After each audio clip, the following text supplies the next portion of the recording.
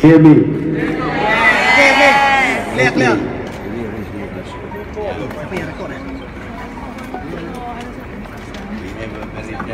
Problem here. So delicate that I can't put down this thing.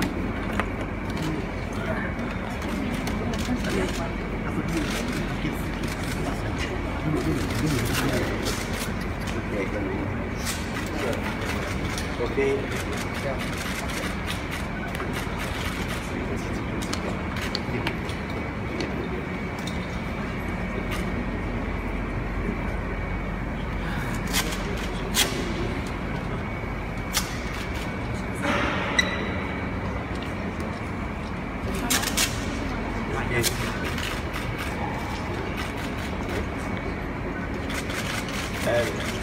Ladies and gentlemen,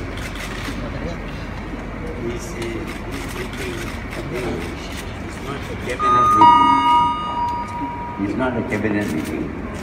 This is a meeting to lay down certain policies that we will adhere to in implementing our promises as stated in our manifesto.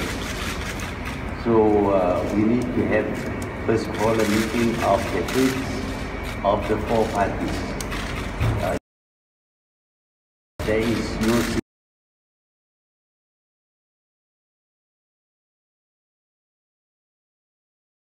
senior party, no junior party. We are all equal, and we meet here under my chairmanship, which does not mean that everybody must be certainly.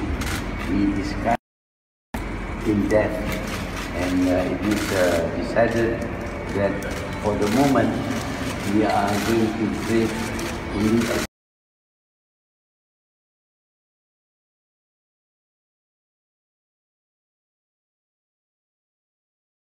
small cabinet of important ministries, not of full cabinet. We do not want to have a huge cabinet, namely the ministries, not ministers concerned, because we want to give time for the parties to go back and make their, have their meetings or whatever to decide which ministry they want to be in and who would be their candidate, which does not mean that their proposal will all be accepted, because tomorrow we will have a full meeting of the Presidential Council. At the Presidential Council, we will name the names and the ministries that we will have to fill initially, the 10 ministries. This does not mean that we are not a united party. We are one party. But it is important that all parties be represented in our cabinet. I'm already there as Prime Minister, and of course the Deputy Prime Minister has already been named, that is Dr. Sri Wanadiza. The other 10 ministries will be determined tomorrow, and I will give you the names of the ministries now that we will fill by tomorrow. Now, the ministries chosen to be the core ministries initially would be number 1, Kewangan or Finance. Number 2 is Dalam Negeri, which will be in charge of Home Affairs. That includes police and other responsibilities of the Minister of Home Affairs. Number 3 would be Defense, Pertahanan. Number 4 would be Education or Pendidikan. Number 5 would be Pembangunan Luar Bandar, Rural Development. Number 6 would be the Economy. Number 7 would be Kerja Raya, Public Works. Number 8 would be Pengangkutan or Communication, Part and Transport. Number 9 is multimedia, science and technology. And number 10, luar negara.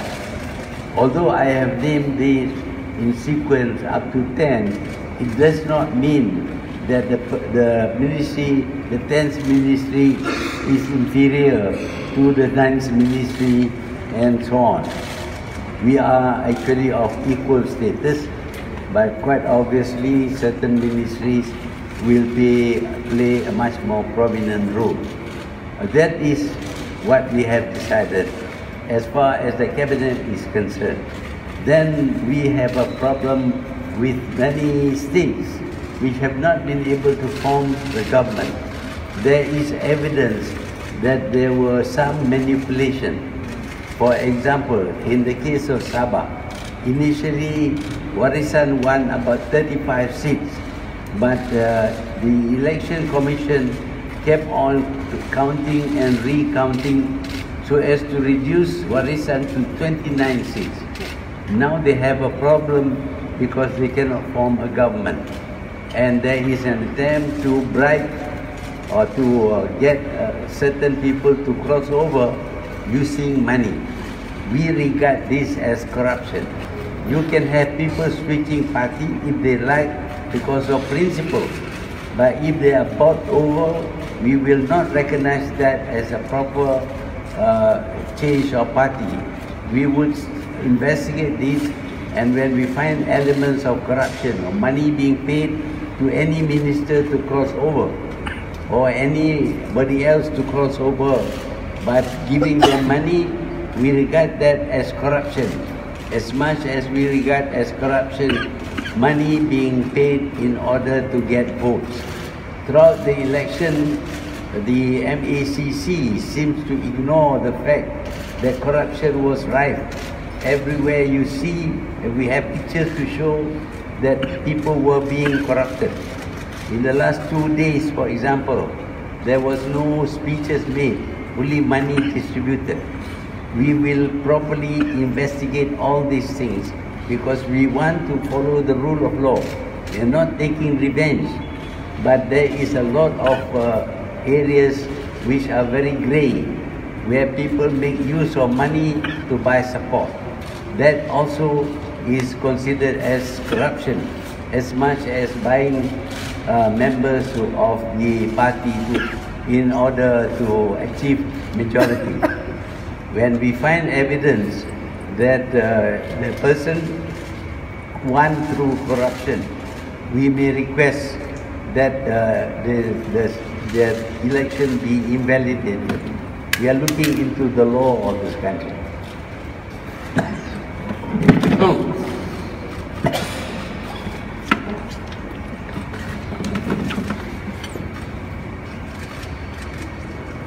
We have made a promise in our manifesto that within the first 100 days we will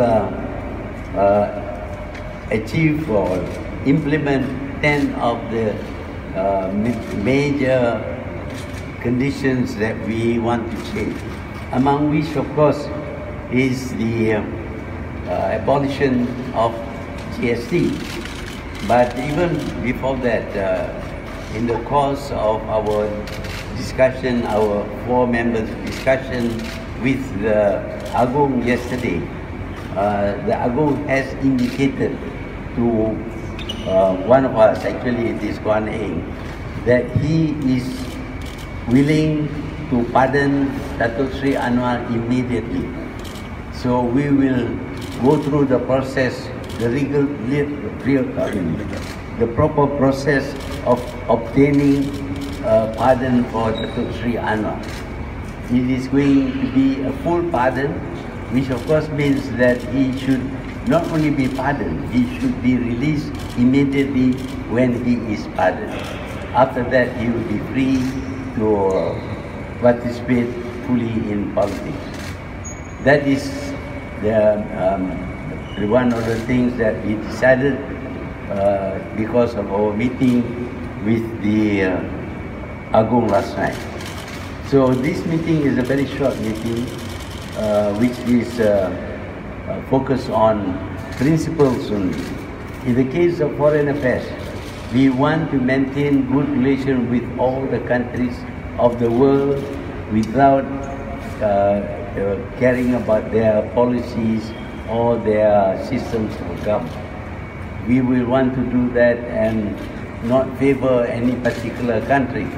But of course, we are very keen to ensure that the market for Malaysia's product would be as large as possible.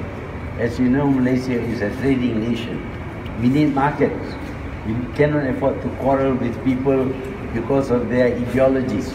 We want to have access to all the markets of the world, whether east or west, whether they are communists or non-communists, whatever is of no concern to us.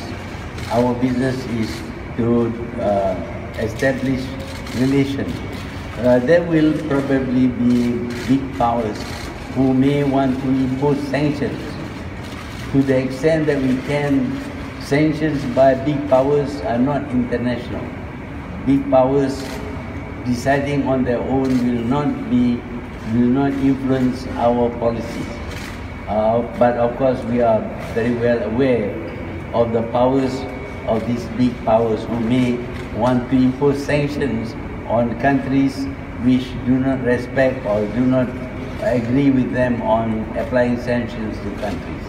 But as far as possible, we are going to be neutral and we are going to be friendly with our countries. So this morning we didn't discuss many subjects, but tomorrow we hope to be able to name the members of the different ministries and also the which ministry will go to whichever.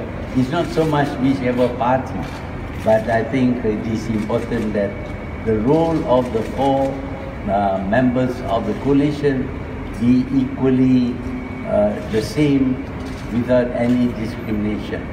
Thank you. Good. Will you be in any way holding a double portfolio, especially finance? Pardon? Will you be holding any double portfolio? That will be determined tomorrow. The party submission from Channel News Asia, if you say that Anwar Ibrahim could be targeted immediately if he participate in politics, will there a period of time when you and Anwar Ibrahim will serve side by side in the same cabinet or take over from Before he can join the cabinet, he will have to be a member of parliament first. So this process may take a long time. Whether he will immediately join the cabinet or not will be decided when the time comes. Okay? What you will do in the new government to control the corruption in the future? As I said, that we want to control or reduce corruption to the minimum level.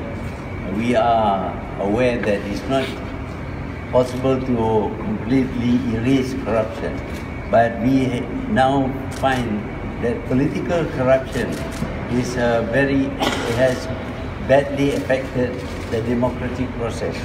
For example, the election should be free, should be clean, but we find that this election was not clean at all. People were being bought. Countries, the constituencies, boundaries were being changed. All these things are worse than gerrymandering. It is really to favor the government. All those things will be studied, and where possible, we will change back to the original boundaries. And if we have a two-thirds majority, we will take into consideration this different distribution of people, the numbers of people in each constituency. So will you be reopening the 1MDB investigations? You've been talking about the elections, but will you be asking the Attorney General or a new Attorney General to reopen that or pursue that issue? We have to look into who the Attorney General is. At the moment, the Attorney General has undermined his own credibility. He, in fact, has hidden evidence of wrongdoings, and that is wrong in law. So what will you be doing about that, sir? What will your next step be? What will your step be, if the Attorney General is... No, Thank we you, have Mr. we have to do what is permitted by the laws of this country. So for that, we will have to consult the administrators and the lawyers to find out whether what we do is in keeping with the provisions of the laws of this country. But our intention is to go for people who had shown a tendency to be corrupt or who had committed known corrupt crimes. Tun, you said that you found that the MACC had actually ignored certain blatant incidences of corruption. So are we going to expect a change in who's leading the MACC and some key institutions? We will study whether the MACC is fair or not. If we find that they are biased in favor of any group, including ourselves, we will have to change them.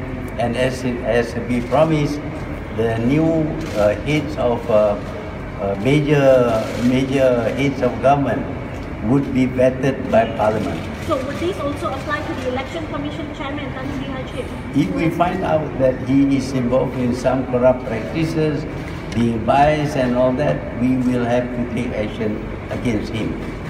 Will Party Yayasan have a seat on your cabinet? And how about your old colleagues like Rafida and Daim? Will they have a seat on the cabinet? We are interested in this election. If you want to go back to the time of Tunku Abdul Rahman, we will be bogged down with investigating corruption for the whole life of this cabinet.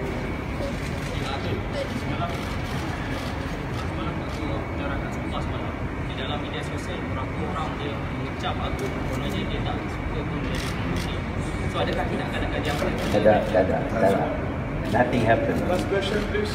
Yesterday, the ringgit strengthened 1.74%. Do you have any comments on that? Well, the ringgit at the moment things are still uncertain. We still have not formed a full government. We only have elected or chosen appointed the Prime Minister. The Prime Minister will have to form a cabinet, and then we will have to talk to all the departments to find out what has been done. And if we find a particular case which needs special attention, we will investigate them, including getting the police and the MACC and maybe also the previous heads of MACC to give us data which they have before we can decide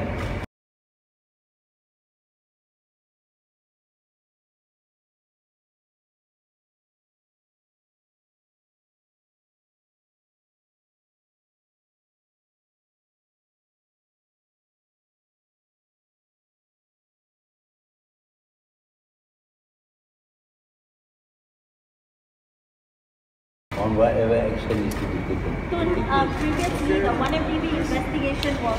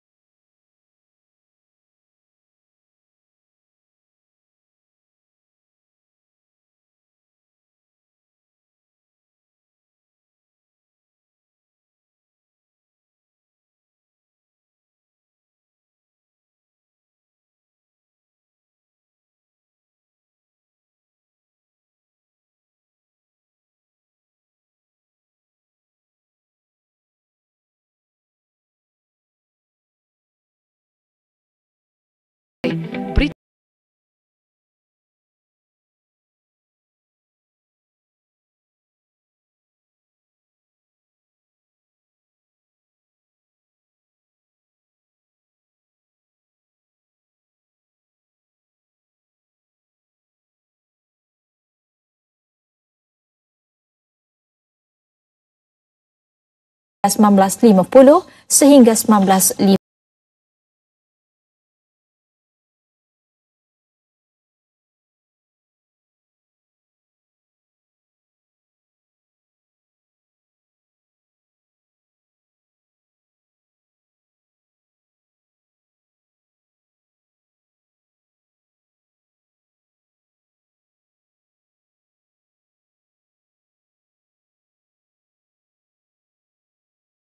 Undertaken during the time of ICT Tan Sri Khalid, and he never gave an actual